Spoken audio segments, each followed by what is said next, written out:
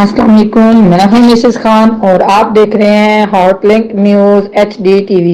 آئیے لیے چلتے ہیں آپ کو آج کی تازہ خبر کی طرف۔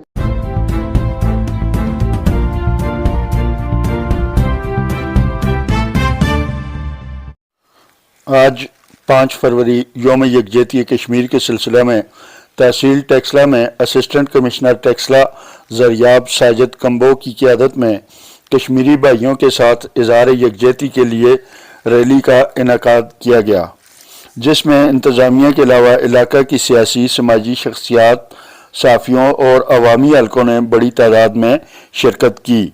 ریلی کا آغاز اسسٹنٹ کمشنر آفس سے ہوا اور اختتام ختم نبوت چوک میں ہوا۔ اس موقع پر اسسٹنٹ کمشنر زریاب ساجد کمبو نے ریلی سے خطاب کرتے ہوئے کہا: آپ نوجوانوں کو کیا پیغام دے رہے ہیں جی؟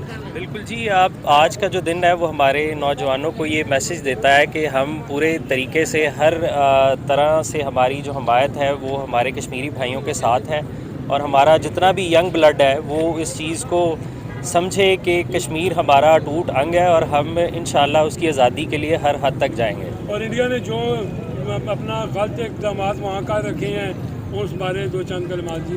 بالکل، جو انڈیا ہے وہ آپ دیکھیں کہ 1948 سے جو ہے اس نے بربریت کا بازار گرم کر رکھا ہے، اور تمام جو مسلم ممالک ہیں ان کی ایک ہی ڈیمانڈ ہے کہ کشمیر کا جو مسئلہ ہے وہ UN کی جو ریزولوشن ہے اس کے مطابق حل کیا جانا چاہیے۔ بہت بس ٹھیک، تھینک یو۔